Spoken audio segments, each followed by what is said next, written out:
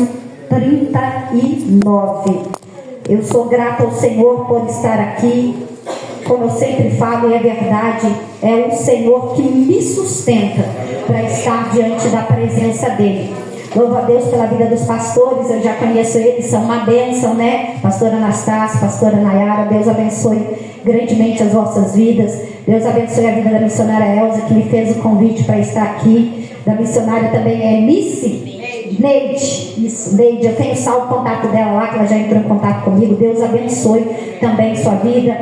Minha amiga Vanessa, né? Seu esposo Ricardo, que foi me buscar. Vanessa, desde os tempos da minha conversão, ela é uma bênção. Deus abençoe toda a igreja, amém? Amém. Lucas capítulo 22, verso 39. Toda a igreja achou a palavra do Senhor? Amém. Diz assim: e saindo foi como costumava para o Monte das Oliveiras, e também os seus discípulos o seguiram. E quando chegou àquele lugar, disse-lhes: orai para que não entreis em tentação. E apartou-se deles cerca de um tiro de pedra, e pondo-se de joelhos, orava dizendo: Pai, se queres, passa de mim este cálice, todavia não se faça a minha vontade, mas a tua.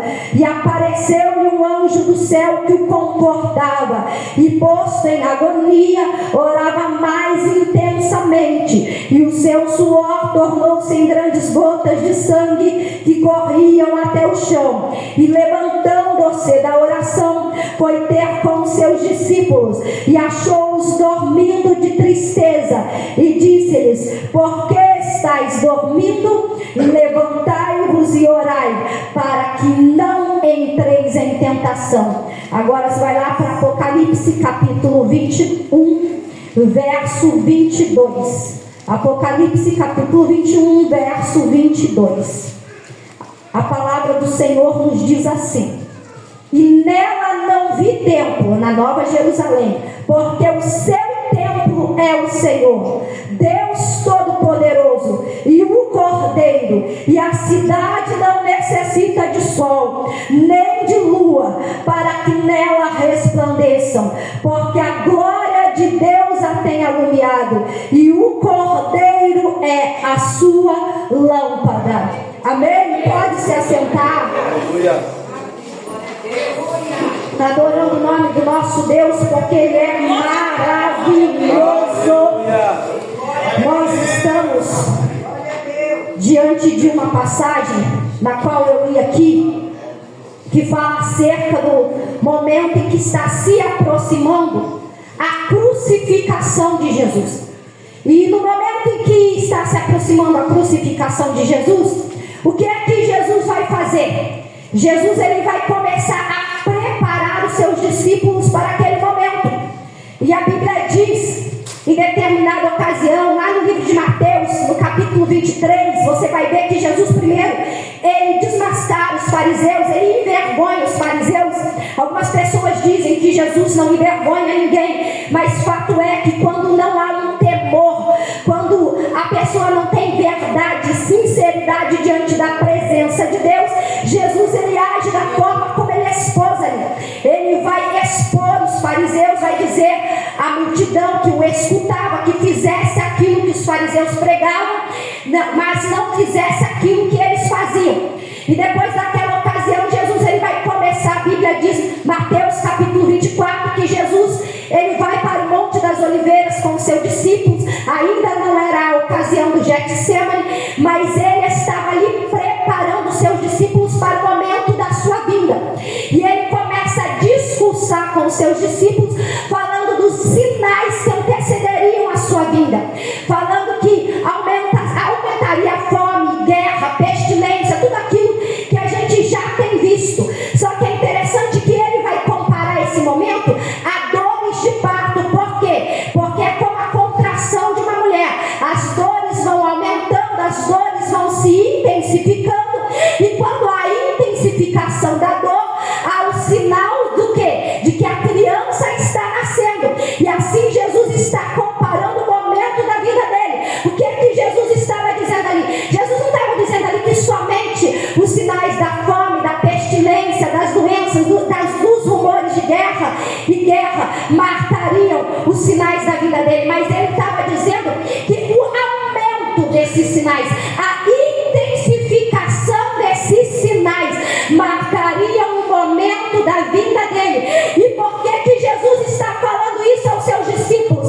Porque breve os seus discípulos passariam por um momento muito difícil, e Jesus estava preparando eles, dizendo sobre a sua morte, mas dizendo também que a morte não poderia paralisar Jesus, que a morte não poderia ter efeito sobre Jesus. E é por isso que Jesus está discursando com os seus discípulos e falando e preparando eles, e falando eles acerca da vinda dele. Por quê? Porque os discípulos precisavam estar preparados no dia difícil, no dia mau. Por quê? Porque a promessa era bem maior, e eles tinham que estar apegados a uma promessa que era celestial. Eles não poderiam estar apegados a uma promessa terrena, ao ver Jesus como um rei da terra. Não, eles precisavam entender que o reino que Jesus veio estabelecer é muito maior do que um reino visível, é muito maior do que um reino terreno, é um reino celestial. Só que os seus discípulos ainda não compreendiam o que Jesus estava falando. E a gente vai perceber que quando acontece a crucificação, quando acontece todo aquele momento, os discípulos estão amedrontados. Até mesmo quando Jesus ressuscita, para eles é difícil compreender isso. Porque Jesus já tinha falado, mas já reparou que algumas coisas a gente só entende quando elas acontecem? Já reparou que quantas vezes na sua vida também não é assim? Jesus, ele faz promessas, Jesus, ele fala contigo, às vezes ele fala através da palavra, às vezes ele levanta pessoas para falar contigo, mas às vezes quando uma palavra é liberada, o que a gente faz? A gente não consegue compreender o que está sendo dito. Muitas vezes Jesus libera uma palavra para nós e a gente não consegue entender por que Jesus está falando isso na minha vida. Jesus está falando certas coisas na sua vida que você não está entendendo agora, mas quando se cumprir, você vai entender que Jesus, ele sela palavras, sela promessas para você se manter e se segurar. Porque não é só sobre o dia mau, é sobre uma palavra que está liberada sobre a tua vida e vai acontecer. E vai acontecer. Aleluia, Jesus! Oh, glória Eu acordei na segunda de manhã e eu acordei, não sei se isso já aconteceu com você, mas comigo aconteceu e já acontece algumas vezes. Eu acordei segunda de manhã e eu acordei com o Espírito Santo cantando para mim. E o Espírito Santo cantava para mim e eu não estava compreendendo o porquê. E o Espírito Santo cantava para mim assim: existe um tempo novo, acredita. Deus tem uma promessa em sua vida. Você vai viver os seus melhores dias. Você vai viver os seus melhores dias. E eu acordei aquele louvor queimando e eu ouvi o Espírito Santo ministrando. Eu falei: Senhor, por quê? Só que como os discípulos eu ainda não compreendia que eu precisava caminhar sobre uma palavra liberada do céu. Porque se a gente caminha só na nossa realidade, gente, em algum momento você não vai suportar, em algum momento você não vai aguentar. Por quê? Porque a sua realidade às vezes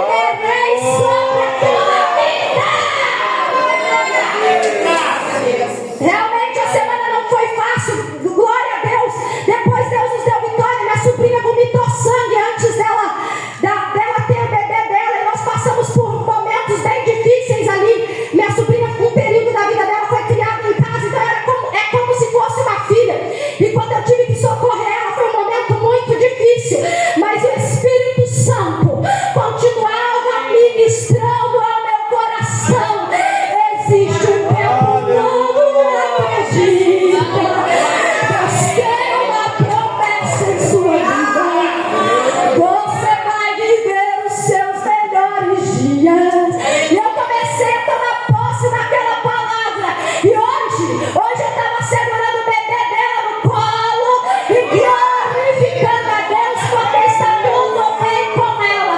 Então Jesus está falando com os seus discípulos acerca da vida dele, acerca dos sinais que antecederiam a vida dele, porque Jesus sabia que aquilo que os discípulos iam passar não era fácil, mas eles precisavam estar alicerçados na palavra que era liberada do céu. Eu não sei qual é a realidade diante de você essa noite, mas Deus me manda dizer para alguém que entrou aqui: você não vai olhar a tua realidade, mas você vai aprender a caminhar sob a palavra de Deus. Se segura na palavra. Tá difícil, mas se segura na palavra. A realidade diz que não, mas se segura na palavra.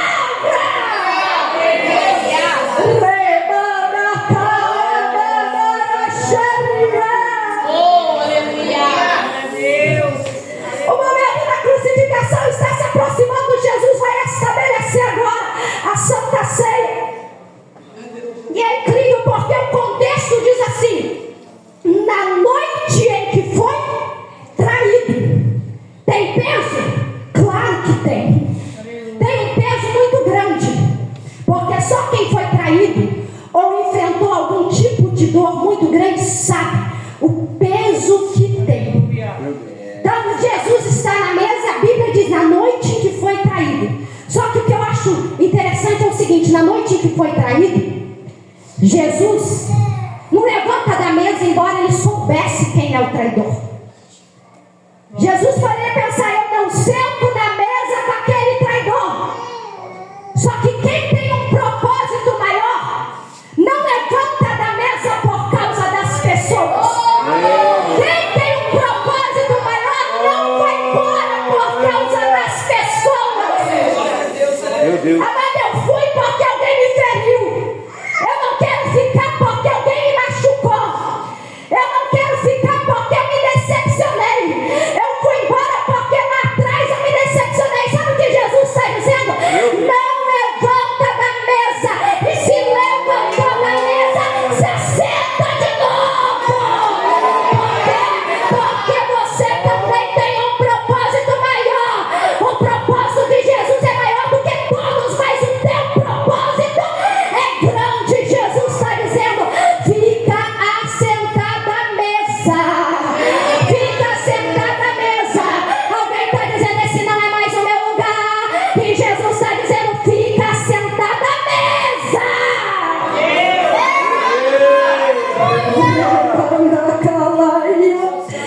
Está o traidor na mesa, mas também tem João, um discípulo íntimo à mesa. Também tem o Pedro que vai negar. Por quê? Porque é como um vaso de barro, sendo ainda moldado, sendo ainda preparado, sendo ainda transformado. Então na mesa, cada um está de um jeito. E quando eu li, o Espírito Santo perguntou assim para mim: quem é você na mesa? Quem é você na mesa? Amanda, eu não estou na Santa Ceia, é verdade, mas espiritualmente falando, há uma mesa aqui essa noite. Espiritualmente falando, nós estamos nos alimentando espiritualmente essa noite. E a Bíblia diz no livro de Apocalipse que Jesus é aquele que anda pelos 7 castiçais de ouro, que representavam as 7 igrejas da Ásia. Mas isso me faz compreender que Jesus é aquele que passeia pela sua igreja, é aquele que anda no meio da sua igreja. Então há uma mesa nesse lugar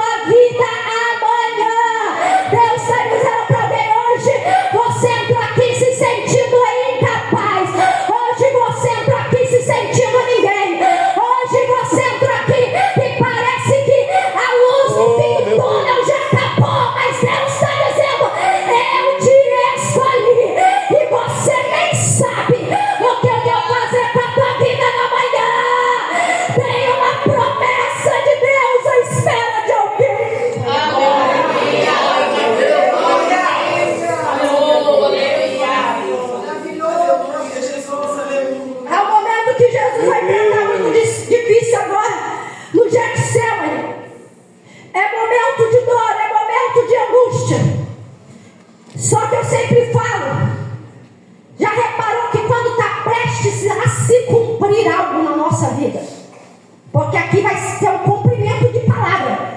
A crucificação de Jesus era necessária. Por quê? Para que a gente saísse da condenação eterna e a gente tivesse acesso à vida eterna.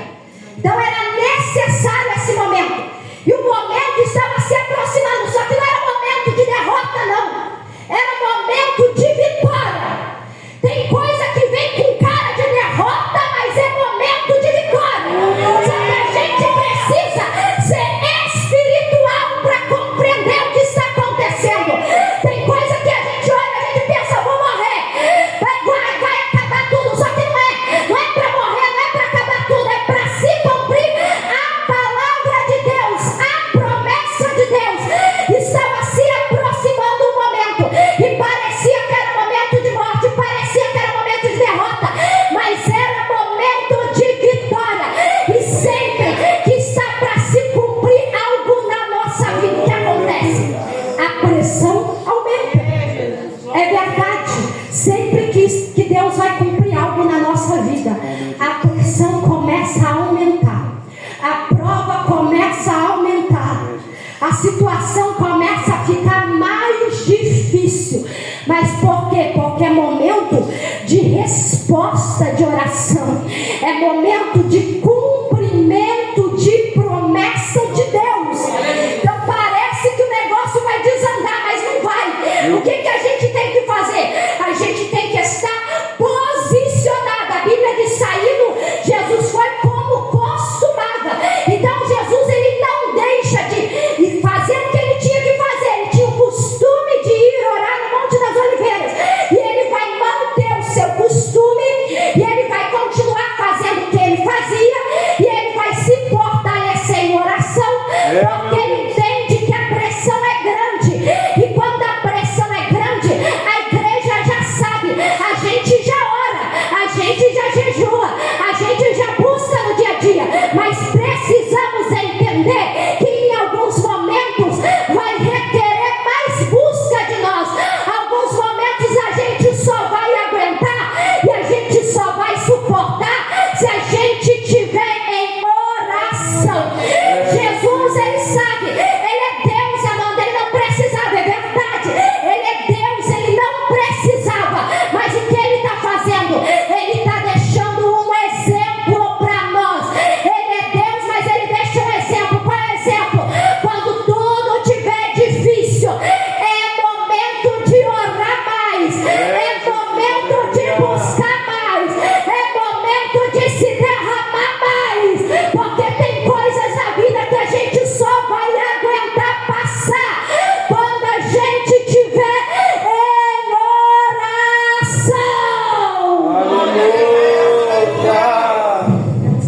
Ele sai, ele vai a uma guerra espiritual. Por que, Amanda? Porque a carne sempre vai gritar para alguém parar. Se possível, passa de mim este cálice, mas todavia não seja feito como eu quero, mas como o Senhor quer. A carne vai gritar, é verdade. Se possível, passa de mim este cálice. Se possível, Deus, eu não quero enfrentar essa situação. Se possível, eu não quero viver isso. Meu Deus. O cálice que Jesus tomou, claro, não preciso falar a ninguém, conseguiria tomar. E é por isso que ele tomou por mim e por você. É por isso que ele sofreu por mim e por você. É por isso que ele ressuscitou por mim e por você.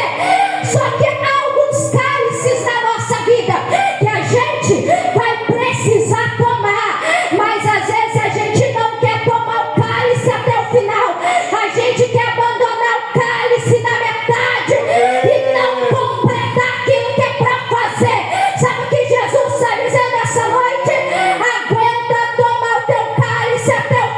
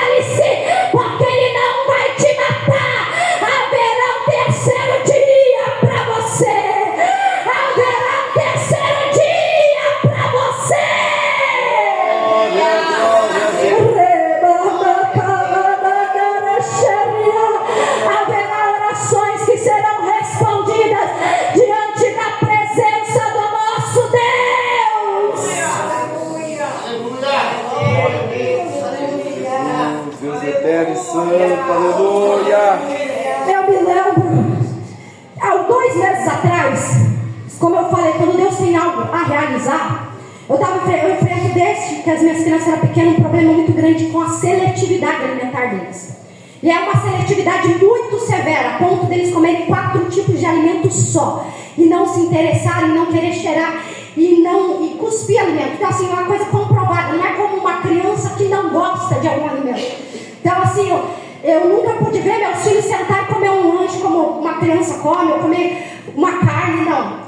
E a gente enfrentou um problema muito grande, por quê? Porque a gente mandava para a escola e eles chegavam vomitando porque não comia nada na escola.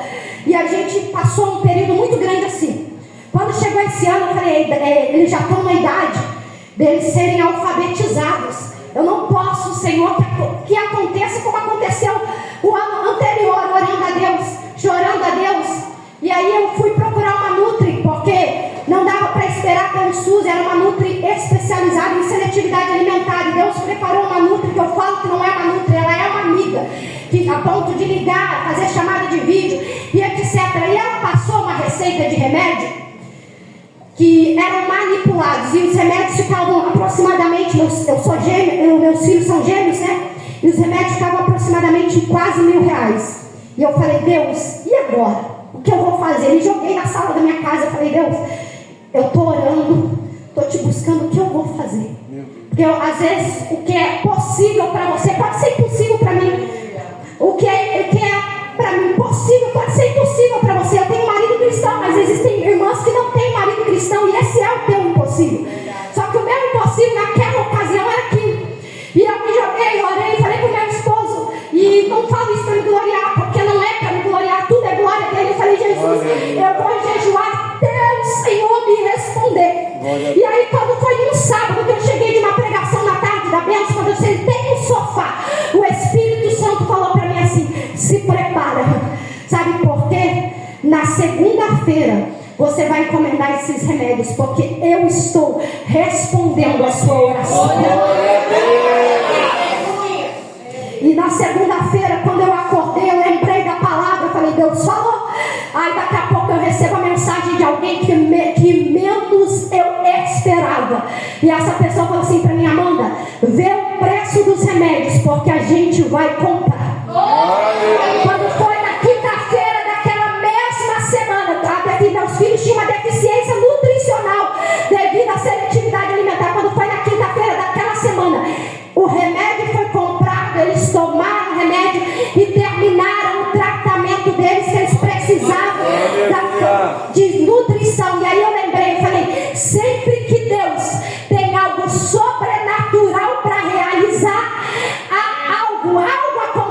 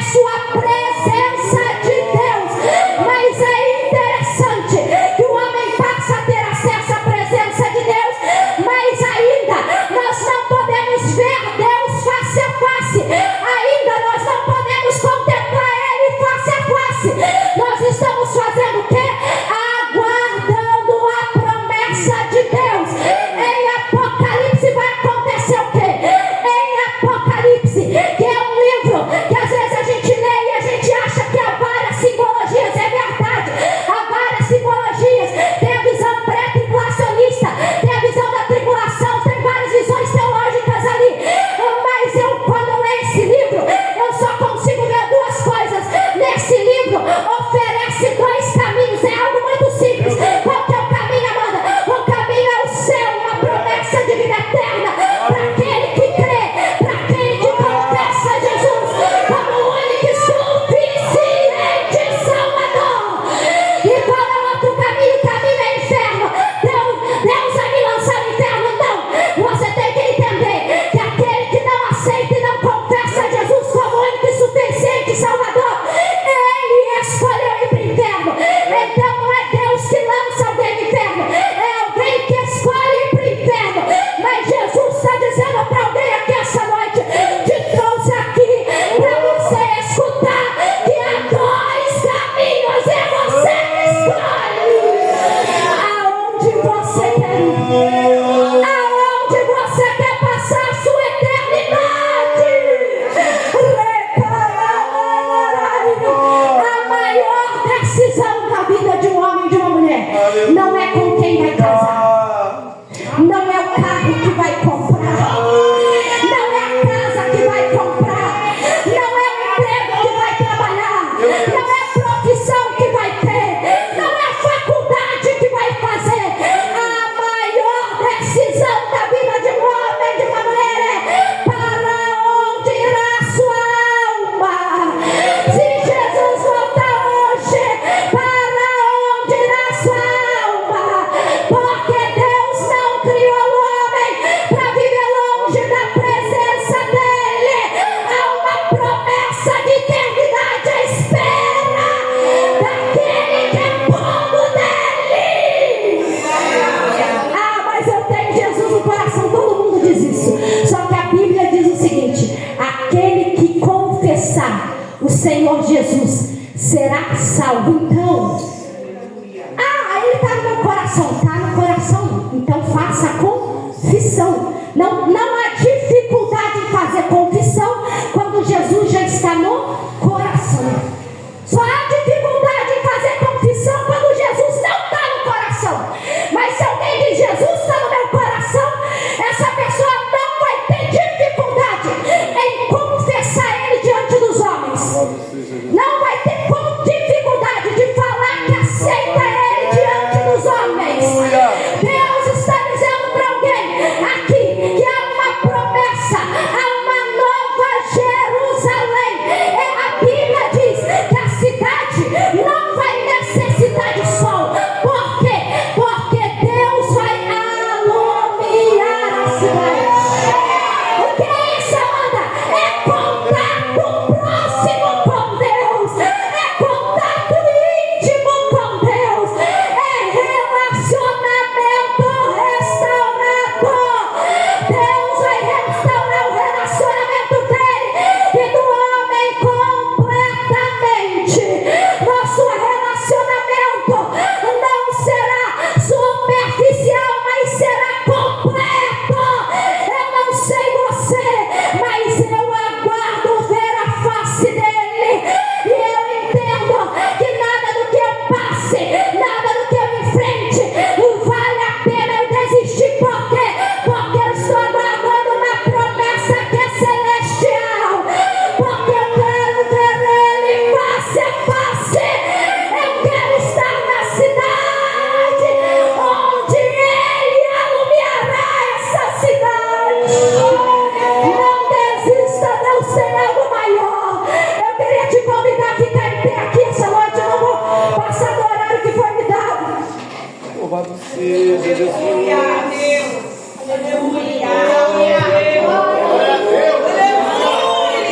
Nós vamos orar juntos aqui essa noite.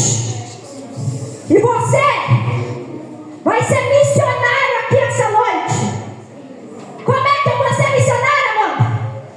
Nem fui para a África. Você acha que é só lá que Deus levanta missionários? Você está enganado. Deus também levanta missionários locais.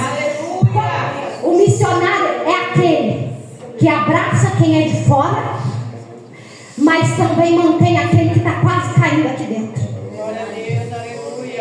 Você vai ser missionário na vida de alguém que às vezes entrou aqui hoje pensando em parar, pensando em desistir.